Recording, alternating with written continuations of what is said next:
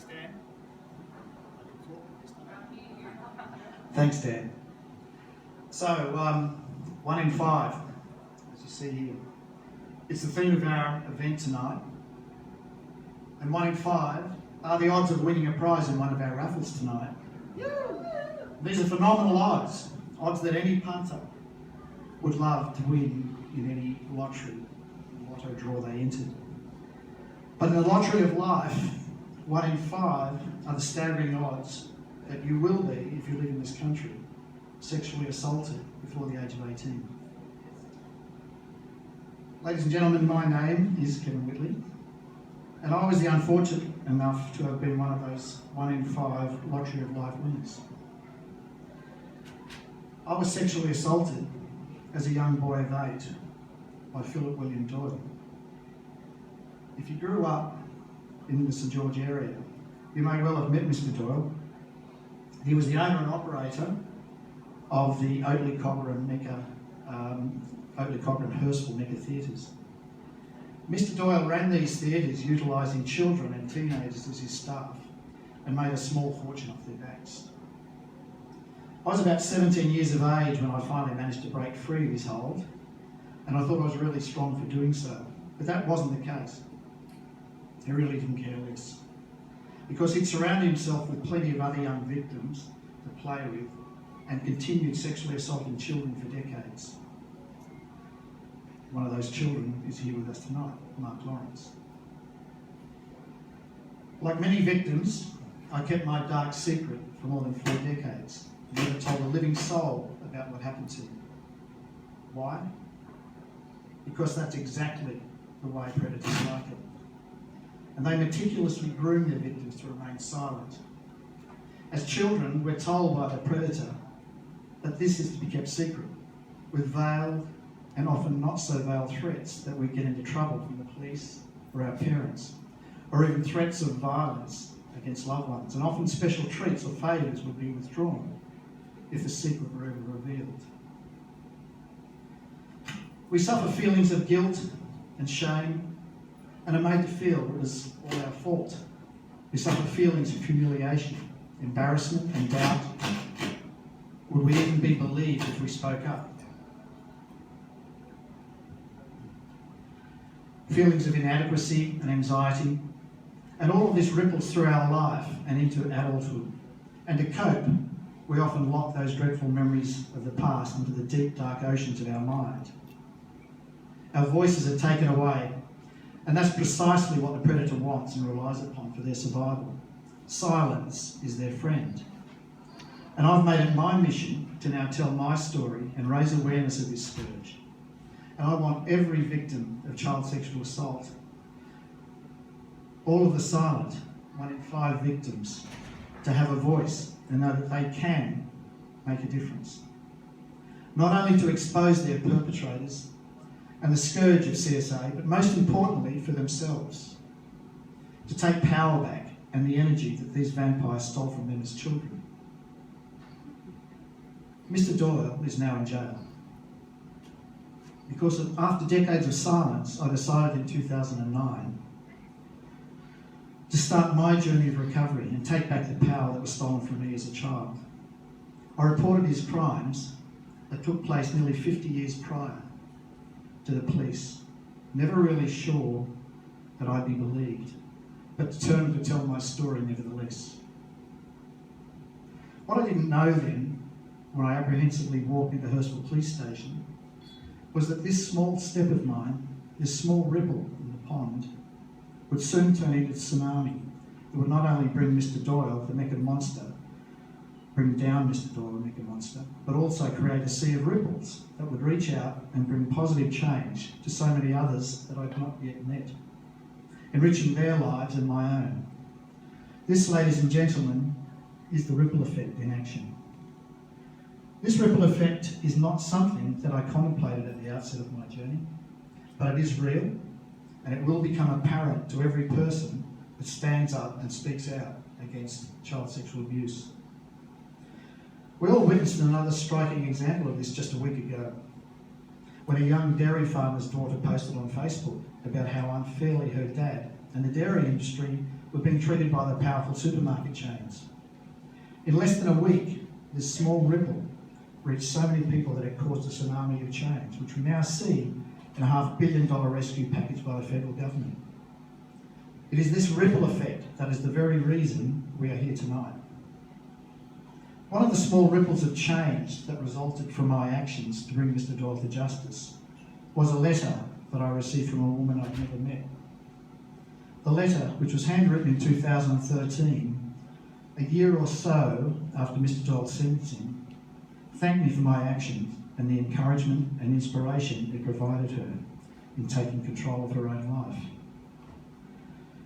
The letter was written by our next speaker.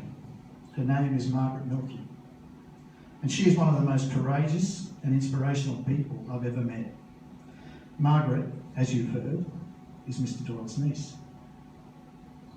It took more than 2 years for me to answer Margaret's letter, not for any reason other than I really didn't know what to say to her. But I did so last October as a result of another Bravehearts charity event, which Dan has mentioned, at which I was the guest speaker, and I read Margaret's letter of encouragement to the audience. And soon after that event, Margaret and I met for the very first time over a coffee here at Cronulla. To say we were both nervous is a gross understatement, but we both quickly cut the ice and chatted about child sexual abuse and how we needed to raise awareness. And Marg then tossed this crazy idea at me, and she said, "How about I run the Bravehearts 777 Ultra Marathon on your behalf to raise money for Bravehearts?" Now, I'd never heard of the 777 Ultra Marathon. So when Marg explained to me that it involved running a full marathon in each of 7 states in 7 consecutive days, well, my immediate reaction was, this woman was completely insane.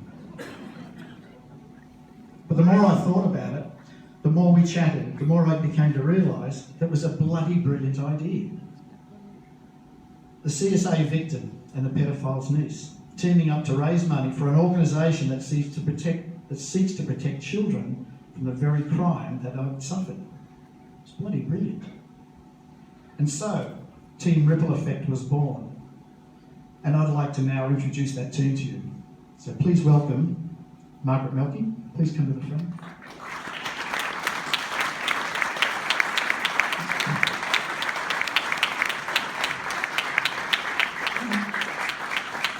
Vicky Stevens. And Belinda Score.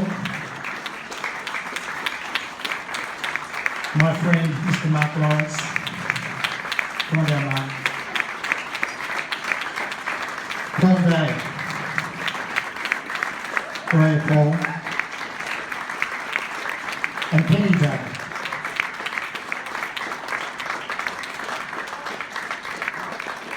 I'm sorry, Rob Day.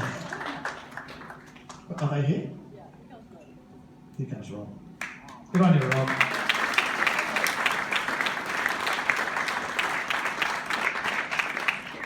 These guys are, where's Penny? These guys are going to participate in the 777 marathons, but Margaret is the only one that's insane enough to do all 7. But we're all going to be supporting her. Those marathons start in just 4 weeks from today, on the 28th of June. So, ladies and gentlemen, we're here to support these crazy people, and particularly Margaret. So if you haven't got your raffle tickets or bid on your silent auctions, please do so. Thanks, guys. Thank you. For too long, child sexual abuse has been a taboo subject, and it's time to bring this out into the open and raise awareness. And this is beginning to happen today with more media coverage than ever, as well as the Royal Commission. And I'd like to read you a brief extract from a paper written by Dr. Bill Glasser, and it's called Pedophilia, the Health Problem of the Decade. And he writes, "Imagine a society afflicted by a scourge which struck down 1 in 5 of its population. Imagine also that this plague, while not immediately fatal, lurked in the bodies and minds of these young children for decades, making them up to 16 times more likely to experience its disastrous long-term effects. Finally, imagine the nature of these effects: life-threatening starvation, suicide, persistent nightmares, drug and alcohol abuse, and a whole host of intractable psychiatric disorders requiring lifelong treatment. What would the society's response be? The scourge that we are speaking of is, of course, child sexual abuse. And it has accounted for probably more misery and suffering than any of the great plagues of history, including the bubonic plague, tuberculosis, and syphilis. Its effects are certainly more devastating and widespread than those of the modern-day epidemics, which currently take up so much community attention and resources. Motor vehicle accidents, cancer, heart disease, and now AIDS. Yet the public response to child sexual abuse, even now, is fragmented, poorly coordinated, and generally ill-informed. This paper was published in 1997, nearly 20 years ago, and yet little has changed in the meantime. It's only now, in the last few years, as a result of the work of organisations such as Bravehearts and the current Royal Commission, and the greater publicity this scourge is now receiving, that awareness is growing. Bravehearts' goal is to halve the 1-in-5 statistic by 2020. So please help us to achieve this by supporting their work. Purchase your raffle tickets and generously bid on some of our silent auctions here tonight. In closing, I'd like to say that we often hear in the media about the primary victims of child sexual assault, the children. And this is vitally important as we continue to expose these predators in our society.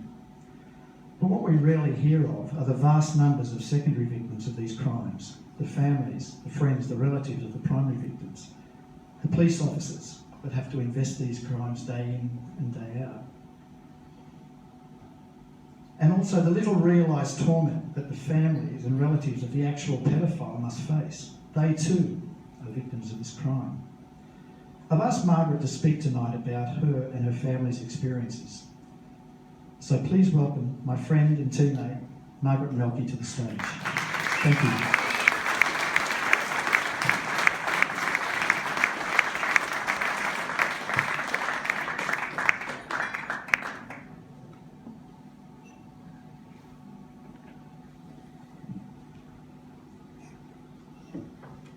When Kevin asked me to speak tonight, from my perspective, I was apprehensive.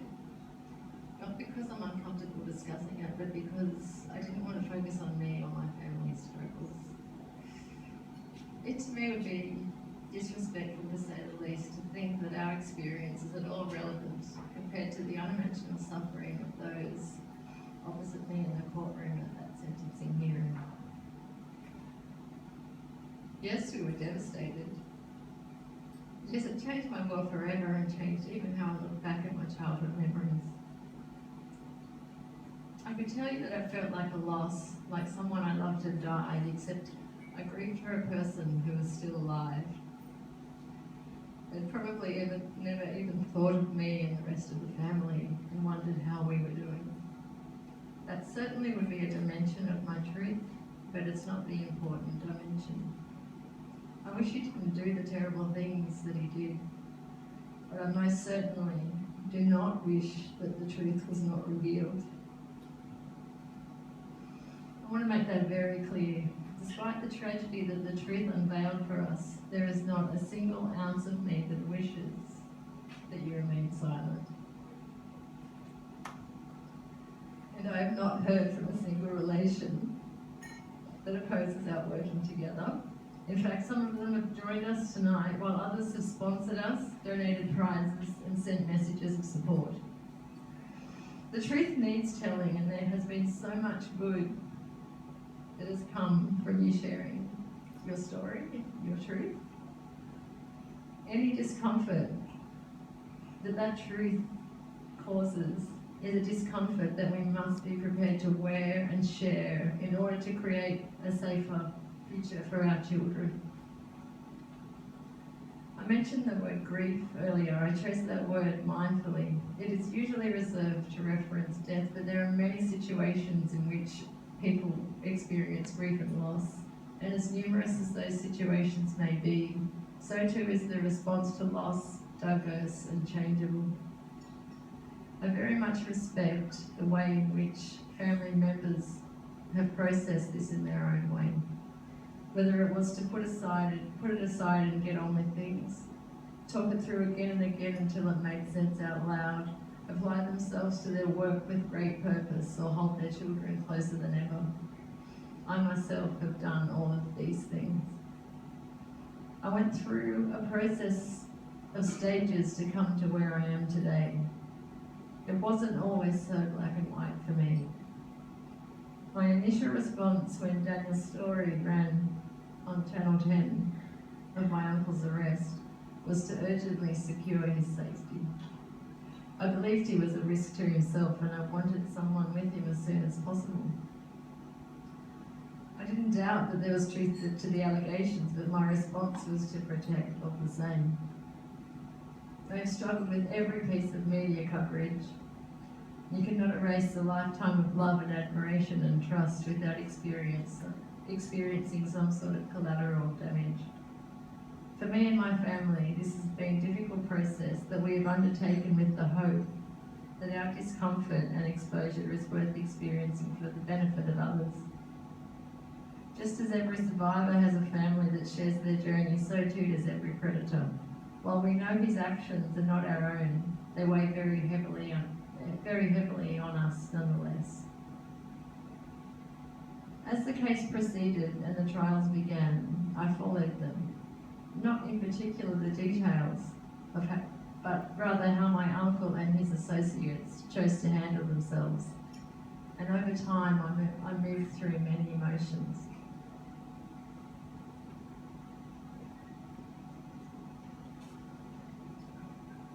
If anyone has been instrumental in my working with Kevin and Mark, it is my uncle. Not only because of what he did to them as children, but the choices he made following his arrest. His refusal to recognise his victims is the key element from my perspective that compelled me to write to Kevin. Everyone here tonight has been touched by this story. Their reactions, responses, emotions, and personal experiences are not separate. You're all part of this now as a result of Kevin sharing his truth. And actually I speak both to Kevin and Mark because you were both instrumental in this and you both continue to be. Where's Mark?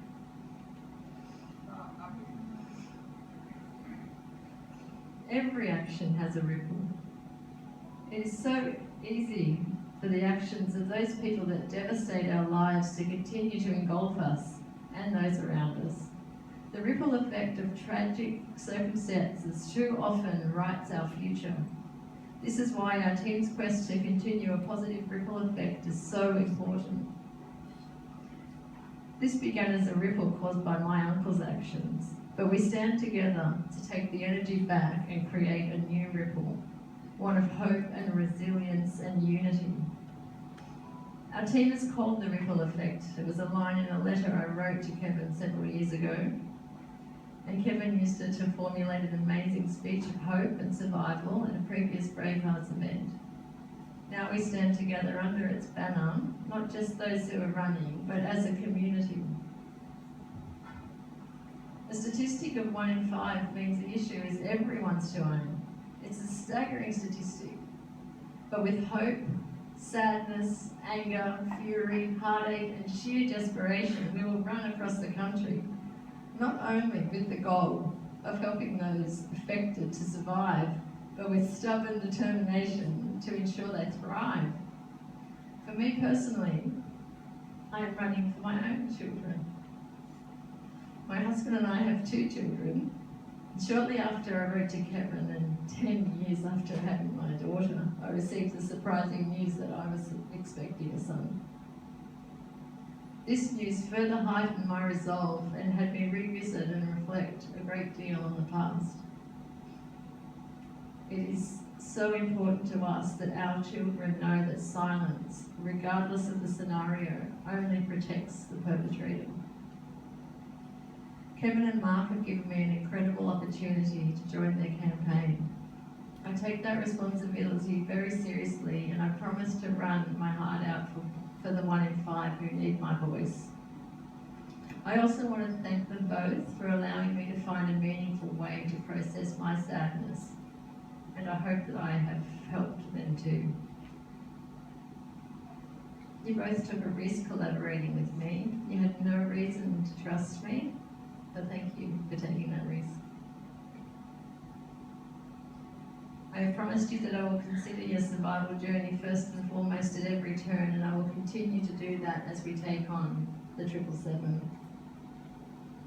While on the topic of thank yous, I want to extend my gratitude to my friends, family and colleagues who have supported this very unusual partnership and crazy running notion.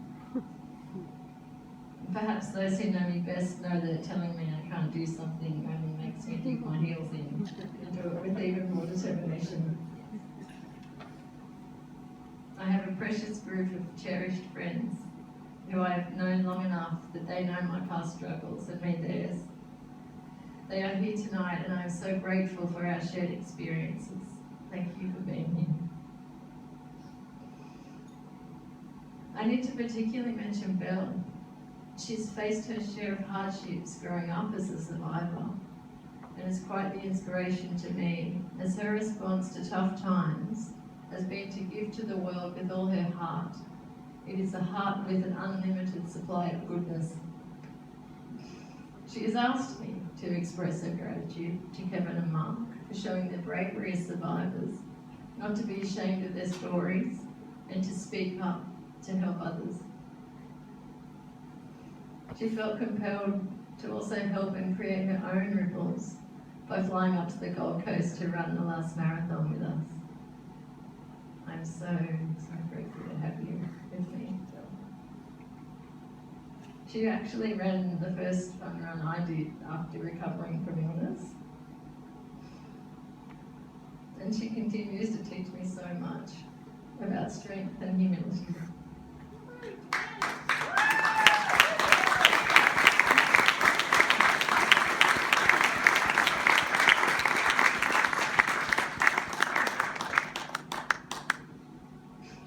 My brother-in-law and my sister are also here. Rob will run the Canberra Marathon on day 5 with us. They're both primary school teachers and they're passionate child advocates. My mother-in-law and my father-in-law are here. Thank you both for coming. Your involvement has kept me strong. And of course my husband, Peter. You've put up with me for almost 20 years. Thank you for hanging in there. I love you so much.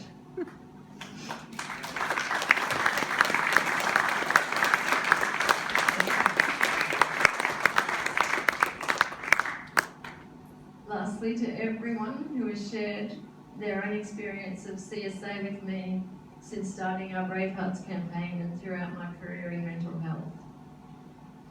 I will hold your stories in my heart and use it to dig up strength when the running gets tough.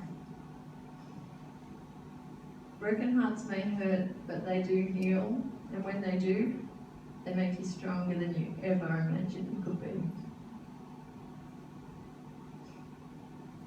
And I vow to never again find myself sitting on the wrong side of a courtroom.